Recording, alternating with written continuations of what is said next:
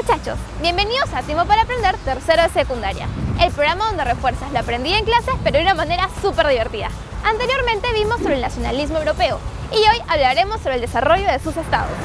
Y es que hablar de los estados europeos del siglo XIX es como ver las dos caras de una moneda, pues siguieron formas diferentes de gobierno.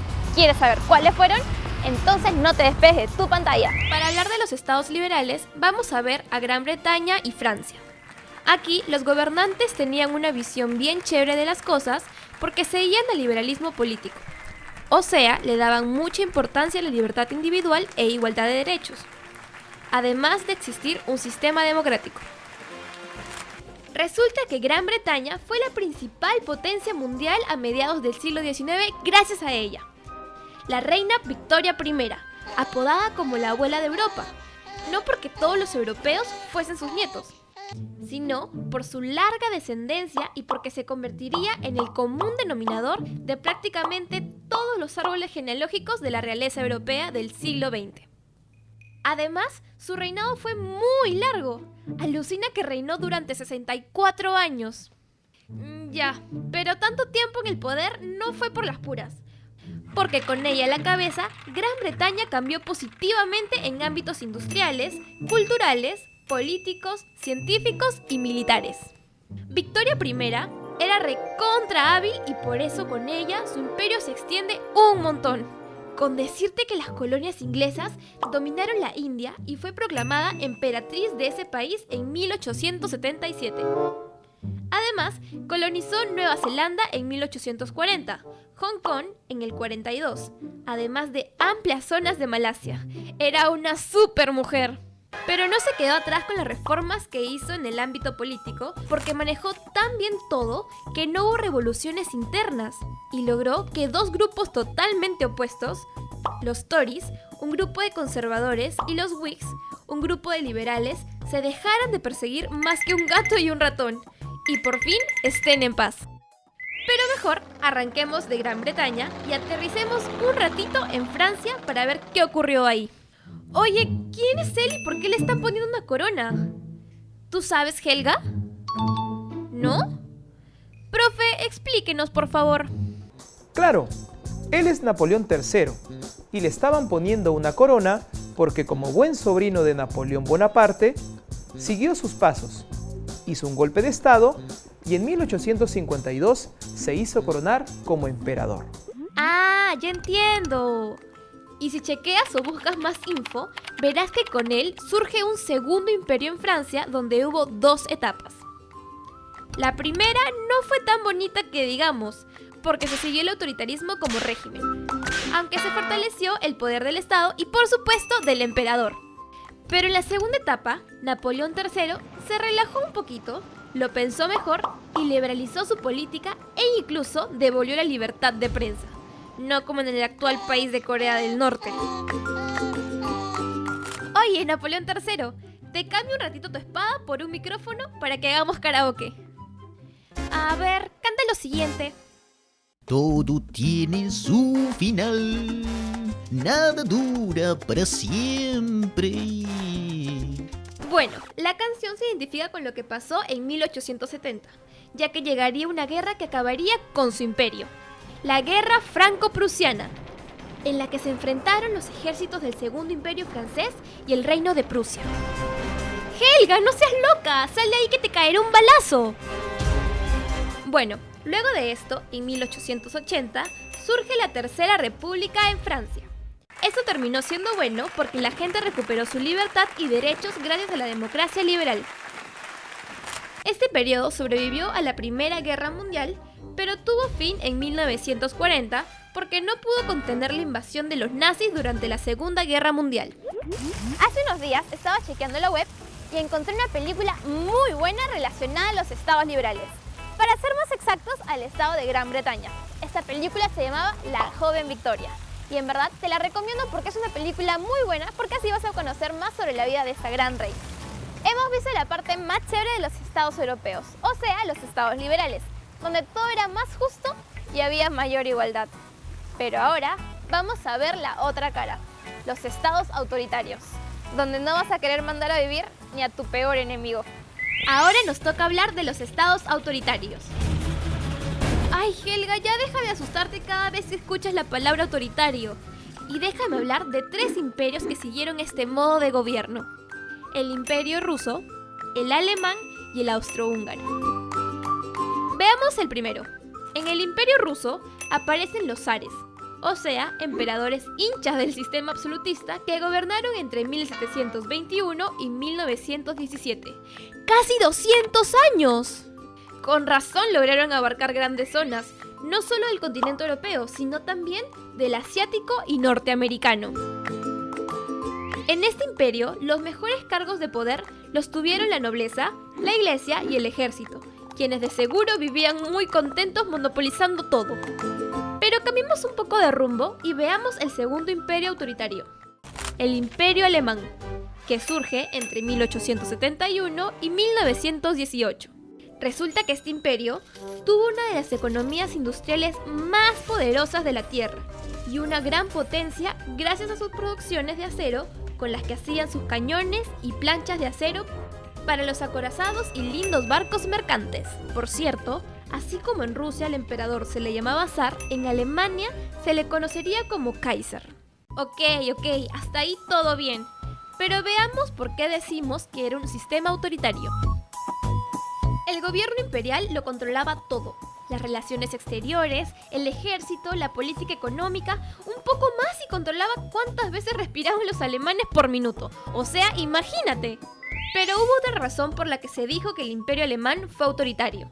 Dejemos que el profe nos explique. Resulta que el Reichstag, es decir, el Parlamento de Alemania, aprobaba las leyes, pero no podía oponerse a las decisiones del gran emperador y tampoco de su canciller, que era su mano derecha. Ah, entiendo. Entonces, al final los que decidían todo era el gran emperador y su canciller, quienes no gobernaron para siempre porque el gran imperio alemán llega a su fin con la Primera Guerra Mundial.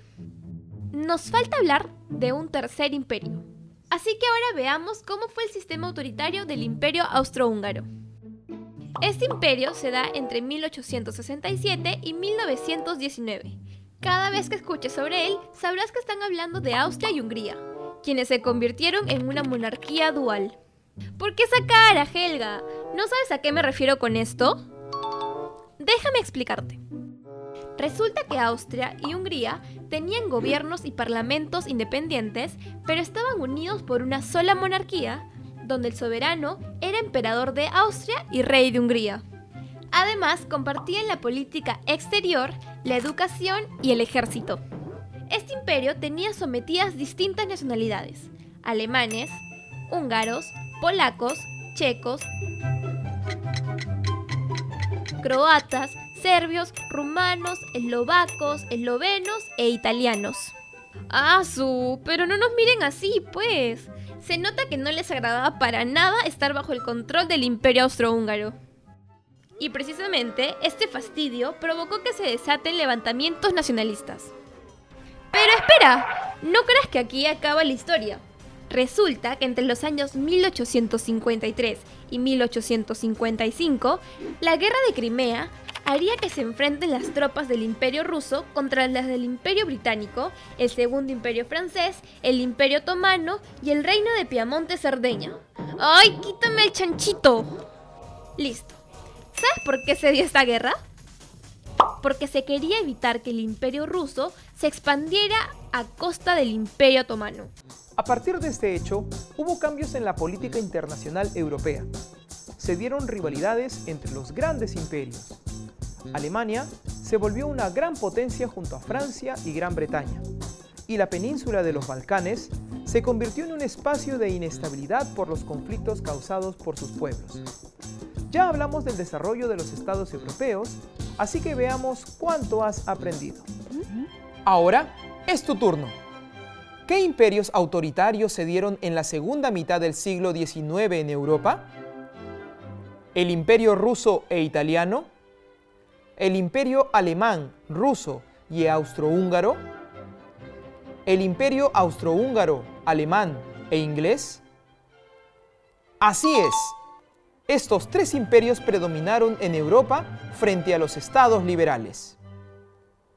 ¿Con qué nombre se le conoció al emperador del Imperio ruso? ¿Zar, Kaiser o César? ¡Acertaste! Este término fue utilizado para nombrar a los emperadores rusos. ¿Cómo se llamó la reina que gobernó Gran Bretaña durante el siglo XIX? ¿Victoria I, Isabel II o María Antonieta? Sí, esta excelente reina logró que su imperio llegue a ser la principal potencia mundial y se extienda muchísimo. Hoy aprendimos que en la segunda mitad del siglo XIX se desarrollaron dos tipos de estados europeos, los estados liberales y los estados autoritarios. Por un lado, en los estados liberales encontramos a Gran Bretaña y Francia. En el caso de Gran Bretaña llega al trono la reina Victoria I, una supermujer que le dio una gran estabilidad a su imperio y lo convirtió en una de las principales potencias mundiales.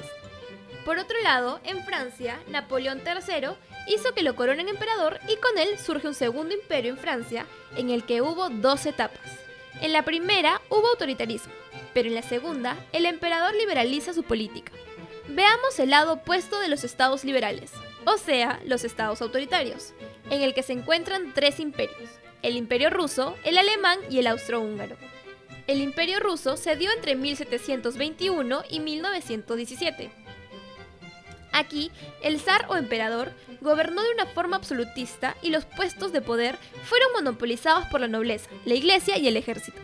El Imperio Alemán quiso controlarlo todo: las relaciones exteriores, el ejército y la política económica.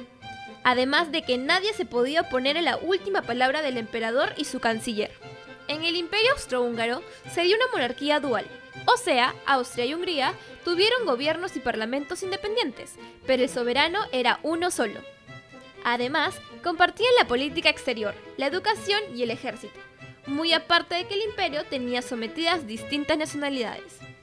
Pero la historia no acaba aquí.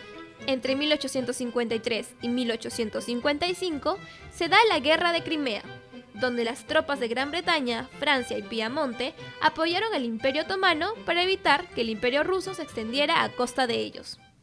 ¿Sabías que el nombre de la marca Victoria's Secret hace honor a la reina Victoria I de Reino Unido? Así es, ya que en la época victoriana, a finales del siglo XIX, se empezaron a usar prendas femeninas como el corset, usado para realzar los atributos físicos de las mujeres. Ahora ya lo sabes. Me parece mejor cómo se vivía en los estados liberales, porque siempre es bueno vivir en un lugar donde haya justicia, igualdad y donde tengas la libertad de poder expresarte. Esto es algo que debemos practicar desde ahora que estamos en el cole.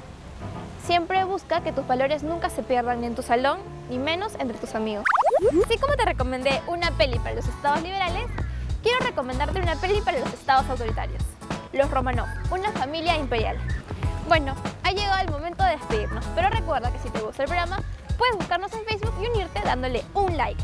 Nos vemos en el siguiente capítulo aquí en Tiempo para Aprender, tercero de secundaria por USMP TV. ¡Aprende con todo!